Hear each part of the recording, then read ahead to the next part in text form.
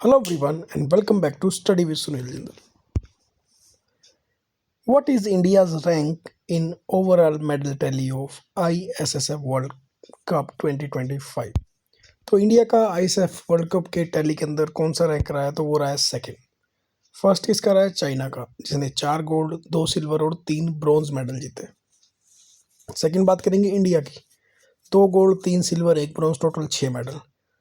And third पे रहा है United states of America USA, 2 gold 2 silver और 2 ब्रॉन्ज, टोटल 6 मेडल। अब अगर इंडिया की बात करें तो गोल्ड मेडल इंपॉर्टेंट रहेंगे। Simarpreet Kaur 25 metre women's pistol के अंदर गोल्ड आया है। Second one is Suruchi Singh 10 metre air pistol women's में गोल्ड। तो ये 2 नाम तो आपको याद रखने ही है। अगर सारे रख सकते हो तो वेल एंड गुड है, लेकिन 2 तो डेफिनेटली रखने क्योंकि ये गोल्ड के हैं। आंसर आएगा option number B, second. The rare migratory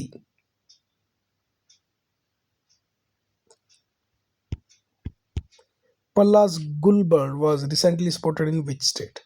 जो माइग्रेटरी गुलबर्ड है, जो कि देखने में आप इमेज में देख पा रही है, तो रिसेंटली ये स्पॉट किया गया, जिसको कि एक ना ग्रेट ब्लैक हेडेड गल भी बोलते हैं, जिसको कि उधवा बर्ड सेंचुरी झारखंड के अंदर स्पॉट किया गया।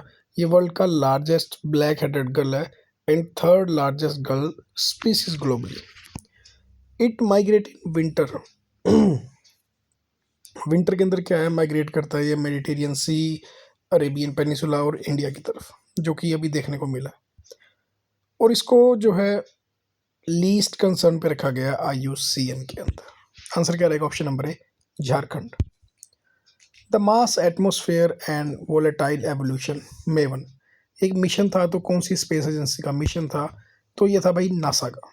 अब ये न्यूज़ में क्यों है? क्योंकि हाल ही में ये 2013 के अंदर लॉन्च किया गया था और अब जो है नासा का इसके साथ कॉन्टैक्ट जो है टूट चुका है और ये 2014 से मार्स की जो थी ऑर्बिटिंग कर रहा था, यानी कि मार्स के अराउंड घूम रहा था। तो आंसर क्या रहेगा? Option number A, NASA. Which organisation has release the report title right to education past present and future? तो यूनेस्को ने जो है, यूनेस्को की फुल फॉर्म आपको पता ही है, United Nation Educational Scientific and Cultural Organisation, उन्होंने रिपोर्ट जो है रिलीज की है ये। आंसर रहेगा option number B, UNESCO.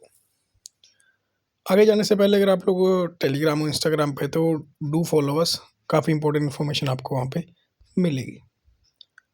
Project Suncatcher is an initiative of which organisation? तो जो प्रोजेक्ट सन कैचर है ये गूगल का प्रोजेक्ट है और इस प्रोजेक्ट का जो एम है ना, टू बिल्ड सैटेलाइट कॉन्स्टेलेशंस जो परफॉर्म करते हैं large scale machine learning using Google's TPU। TPU को बोलते हैं tensor processing unit. These space-based data centers avoid environmental impact created by earth-based data centers। तो आंसर क्या रहेगा उसका? ऑप्शन नंबर है गूगल। नेक्स्ट बात करते हैं, PM Modi recently urge citizen to join which movement aimed at empowering people regarding financial awareness and right? देखो, कहीं ना कहीं ये बात बिल्कुल सच है कि डिजिटल इंडिया की बात तो होती रहती है, लेकिन लोगों को जो है अवेयरनेस ही नहीं है डिजिटल के बारे में। और डिजिटल फाइनेंशियल के बारे में तो जो finance digital literacy about finance है ना, उसमें काफ़ी ज़्यादा हाथ टाइट है। तो अब उसके बारे में काफ़ी कुछ करना पड़ेगा। फिलहाल जो इस क्वेश्चन के बारे में बात करें, तो जो फाइनेंशियल अवेयरनेस और राइट के लिए योर मनी योर राइट एक मूवमेंट चलाई है। किस लिए? To enable people to reclaim their unclaim deposit, insurance proceeds, dividends and other financial asset. जो अनक्लेम डिपॉजिट पड़े हैं या इंश्योरेंस हेल्ड पड़े हैं, डिविडेंड हैं या जितने भी एसेट हैं जो आपने क्लेम नहीं किए हैं, तो उनको क्लेम करने के बारे में सरकार आपको जागरूक करना चाह रही है। इंपॉर्टेंट है, याद रखिएगा।